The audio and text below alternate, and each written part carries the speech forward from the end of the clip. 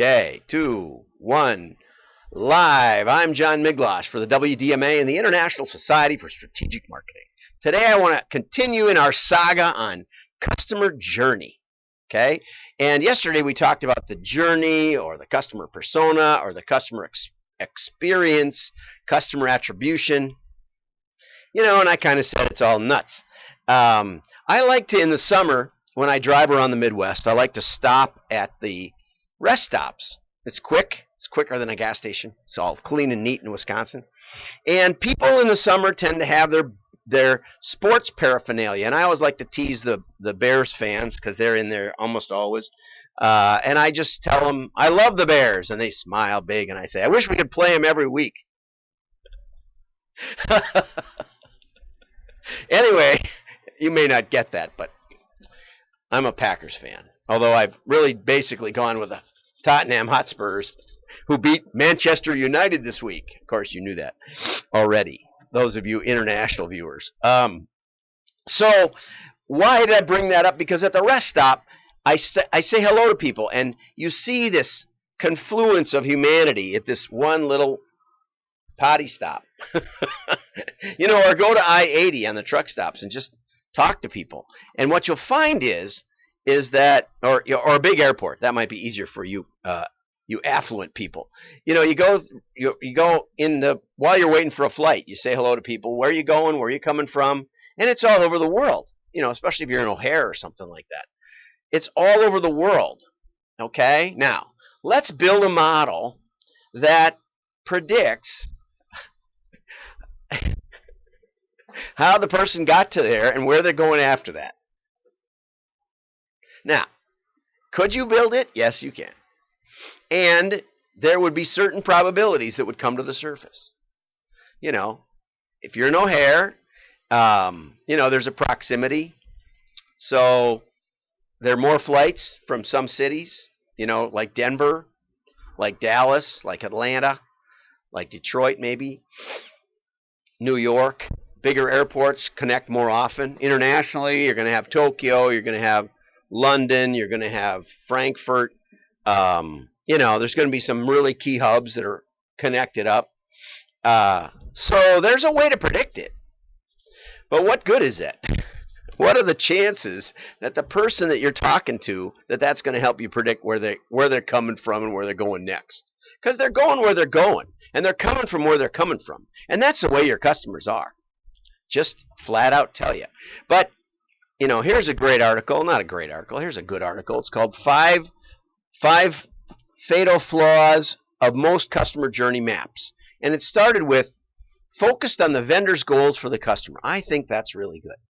Just imagine you went back to that airport and you said to the person who's going to, I don't know what, Melbourne, let's say, and you say, my statistical model says that it's more likely you're going to go to L.A. Well, I'm going through L.A., but I don't want to stop there. Okay, well, what if we could persuade you to go there? Well, I am going there, but I don't want to stop there. Well, what about New York? It's a big place, a lot to see. I don't want to go to New York. I want to go to Melbourne. People are waiting for me there.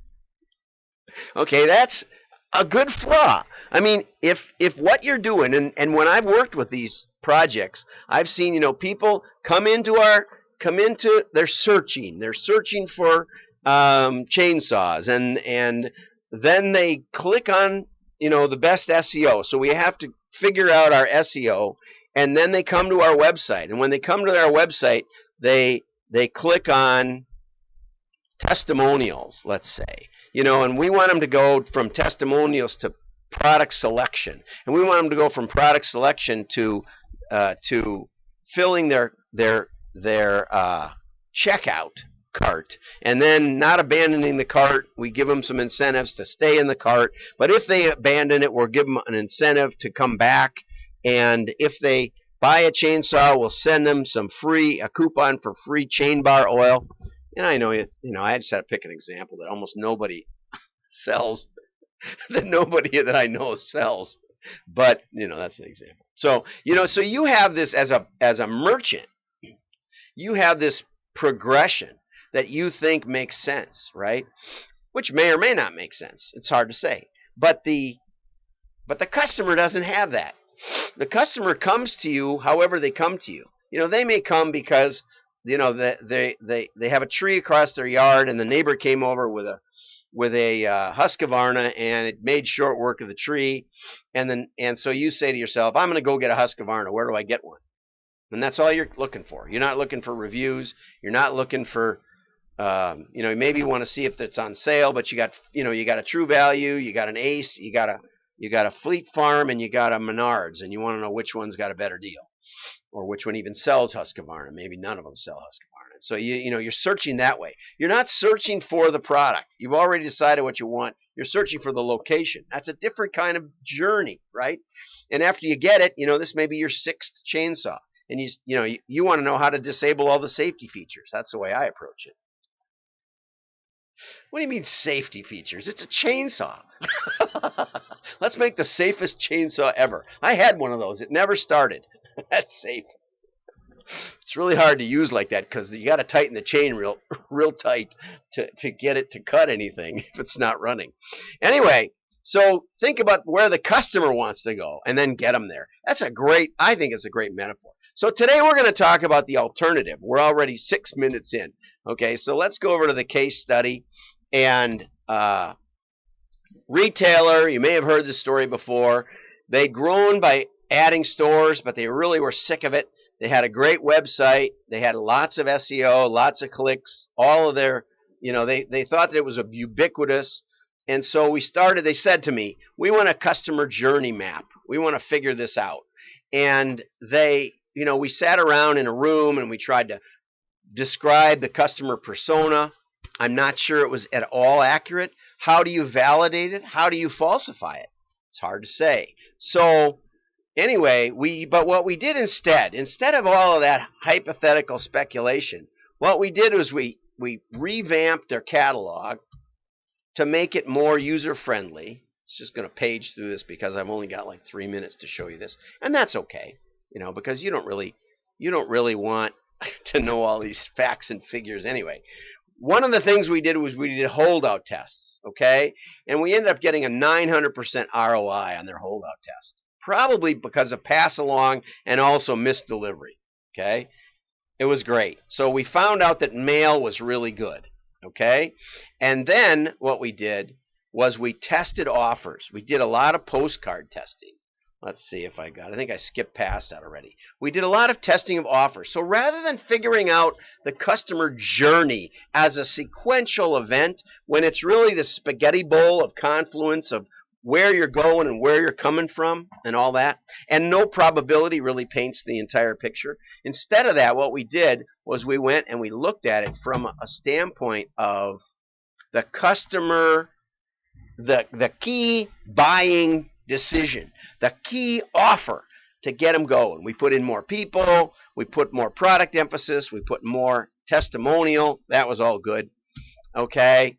And we did split testing. We did a lot of offer testing. Really good. Okay. And all of a sudden, growth went crazy. Where's my mouse? Oh, there it is. Growth went, you can't see the mouse anyway. I must have turned that off. Okay. Well, anyway, you can see that big bar over here. Right down here. See that? The big bar, they grew like crazy. Okay, now let me see. I think I have a video on the next slide. Yeah, this amazing. This shot we just got. This shot we just got might be the one. I think so. What do you do at Lovesac? We work as a team to grow the business. Biggest growth year of Lovesac ever, at least in modern history. Honestly, I would say most of it is due to these guys. It's not showing. Like the marketing department at Lovesac. Whoops. Anyway, he was going to say the marketing was so great because we tested very effectively. Okay, so the point is that instead of a customer journey, instead of trying to map all the possible spaghetti bowl things that you could possibly come up with, what we're talking about is taking some of that key decision process and capitalizing on it, because it's really a moving parade. Now, ship good stuff, ship it well, customer service, we talked about that yesterday. Tune in every morning, at 10. I'm John Miglosh. And I want to thank you for joining me. It goes by too fast. I'll get better at this. But as it happens now, my alarm's going off, so I'm going to let you go. Have a great day. That one was a little scattered. That one was a little scattered. You aren't kidding.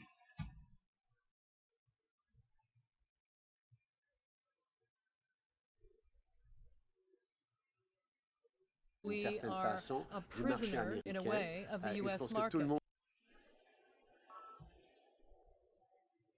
That one was a little scattered.